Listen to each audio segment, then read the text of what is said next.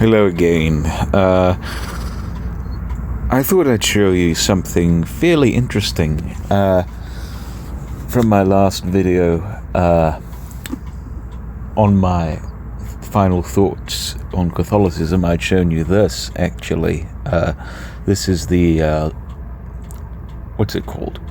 I think this is Leather Soft. Yeah, this is the Thomas Nelson large print King James Bible that I was gifted from my cousins Joe and Tanya Urbano on the 25th of June 2020.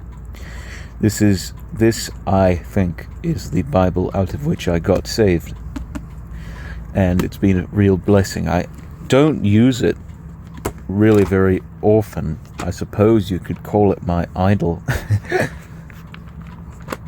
But you can see it's very, very large type. I do believe the words of Christ are in red. Yes, right there.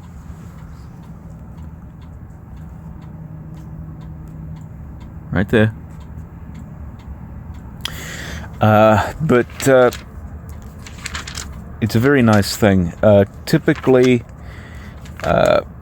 Thomas Nelson are not really known for making very... they're not known for their quality of leather, even though this is bonded leather. But I think it holds up pretty well. You can see the border is sewn in, even though it's glued right there. But that's the first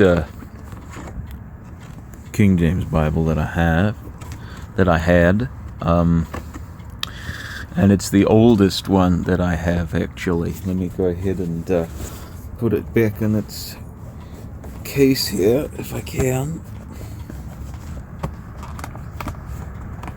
Oh, there's Pete, my gargoyle, as Ahab calls him. And I suppose I'll go ahead and show you a couple other little Bibles here. This is a much depleted collection because I'm actually in the process of handing out some Bibles for friends of mine. I just handed one out to my good friend Nicole Anderson from school. If she watches this, Nicole, I love you as a friend, and may the Lord continue to bless you for the rest of your days. And yes, so that's the first Bible that I had. This one here, this little tiny New Testament, I had received. This is also King James. I had bought from a charity, a second-hand shop, and this is one I could just carry around with me just in case I want to, if I'm bored and such, and I could just thumb through it. But also it's good to have the Lord's Word with you when you need it. And you can see it's very finely illustrated. Look at that. And I just carry that with me in my pocket. This one here, I'd shown this in my handing out of God's Word video for free. This here is another King James. This here is white. It's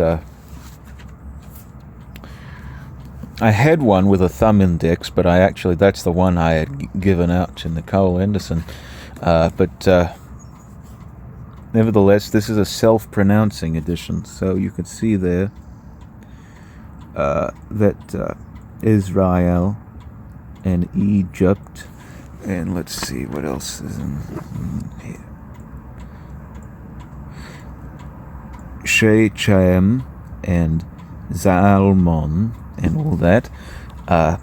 So it's very nice, and everything in here, the words are all black. The words of Christ are not in red, which is fine. This is, I believe, genuine leather. I think. I don't know. Maybe it is, but nevertheless, it's a very nice cover. This is from the World Publishing Company. And this, which one was this from?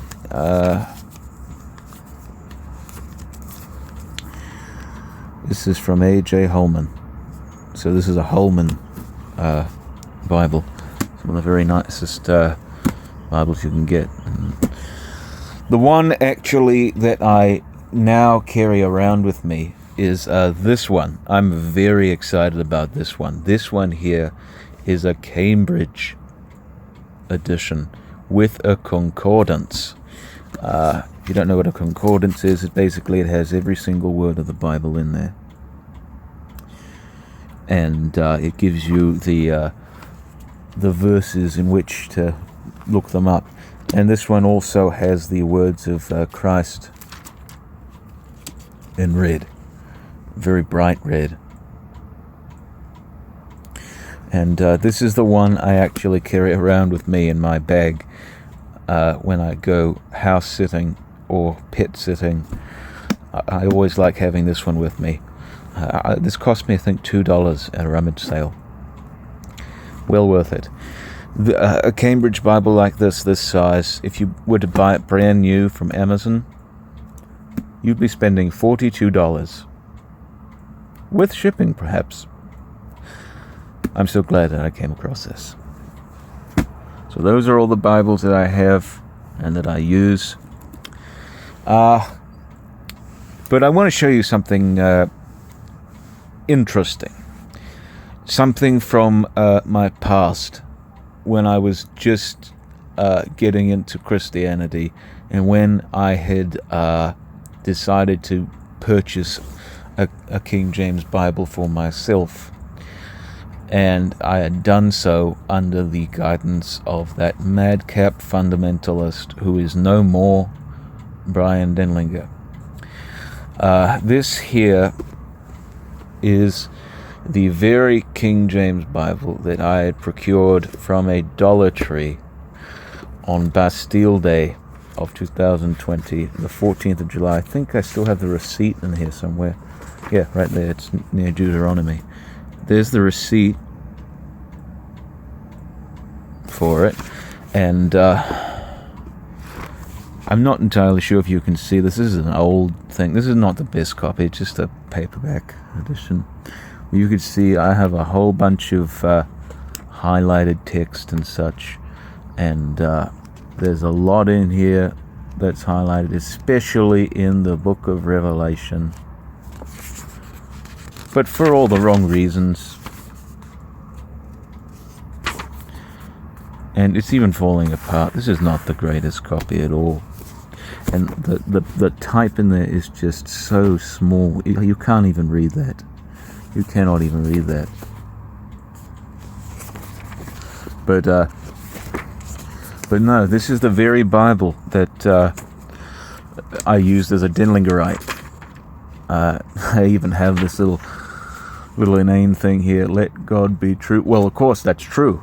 God is true. But it's a very... You can probably see the maxim, what it stands for, and such, and all that. But that's just how I was back then. Not so anymore. I don't follow the teachings of Brian Denlinger. In fact, I had been watching some of his videos on Rumble just to see what he was like, because I wanted to base a character in a book off of him that I was going to write. And oh my word, he's gotten so much worse. He really has. There's no escaping the swamp of delusion into which he has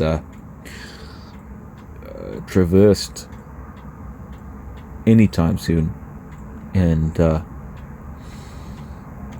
I can tell you one thing, he certainly believes what he believes. But I'm not entirely sure if he believes in what the Lord wants for him to. Anyhow, that is it. I just thought I'd show you this here, the very Bible I used as a Denlingerite.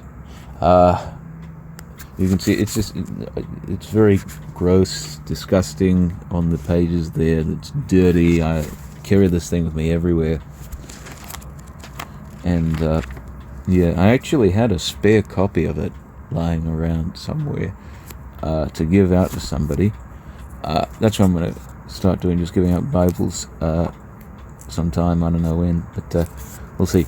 Anyhow, that's it. And just showing you my